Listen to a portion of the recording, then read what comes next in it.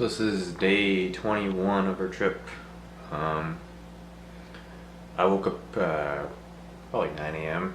and the other guy slept in, so I went for a couple of walks this morning around the neighborhood. Grabbed some pastries for breakfast, and then around 1:30, me and Travis met up with his friend Sean Lee. He was an exchange student who lived in Travis's house in I think 2007.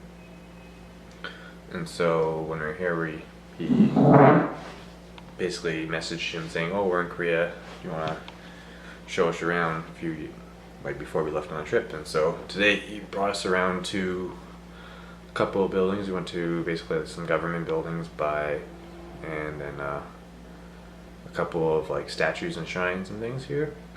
There was I can't remember. He was telling us about all these different statues and who they were, like former presidents or liberators and things like that. It was really cool because he knew a lot of the history. He was basically giving us a history lesson for the day.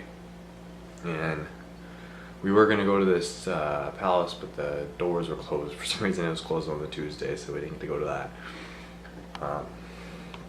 But yeah, we just kind of walked around all these different monuments, and it was pretty cool. I really liked actually the history lesson. He was basically just telling us about all these different things, like whenever Japan was occupying Korea and for like 36 years, and then the whole North Korea, South Korea debacle after World War II with Russia going into North, Americans taking the South kind of thing.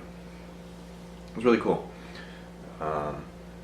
We went for lunch with him as well, and after that we got back, relaxed at the hotel for a bit, and then me and Travis went for dinner at this, I guess it was a Chinese restaurant. We didn't really know what we were ordering. We just had a couple pictures that the guy on the street gave us a little flyer, and we're like pointed at those because the menu in the restaurant had no pictures. It was just words and prices. So we're like, picture on this flyer, and got it. A couple of the dishes were good. There was one that I didn't like. It was like these noodles and some type of, it tasted kind of like a gravy, and I don't like gravy. But there was ones like that was chicken that was pretty good, and then another one was just like rice and some glass noodles and some kind of like dumpling things. Then we got soju and beer with that as well. But yeah, that was filling, and I think the total cost for I'll picture right here is that much food plus a soju and a beer. When I soju is like $1, but that and the beer together was 28,000 won, and for every won it's pretty much $1 for every 1,000 won. It's a little bit worse just because the Canadian dollar is bad, but essentially that. So basically $14 each, and we had like 3 plates of huge food plus a few other things. Like that's a ton of food for what you pay for, plus the soju and beer. You get a good buzz from just that, and that's really cheap. Like you get that amount of food in Canada, you're probably paying upwards of $50 or so. And we paid basically $15 each for the same thing, which is pretty cool. Other than that, yeah, been a pretty decent day. Yeah, day 21 in Seoul, South Korea.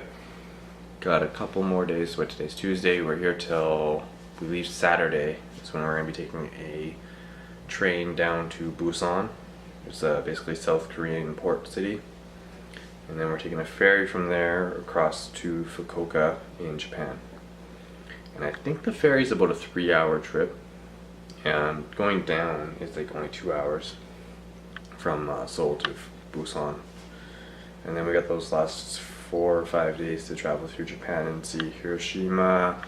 We're stopping in Kyoto for sure, Fukuoka obviously, since it's the port city we go to.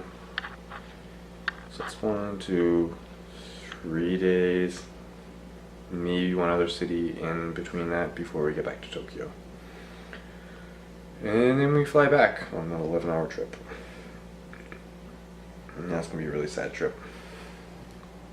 I also have to figure out how to pack my bags. I'm starting to. I got a few extra clothes now, and it's gonna be a pain in the ass. But yeah.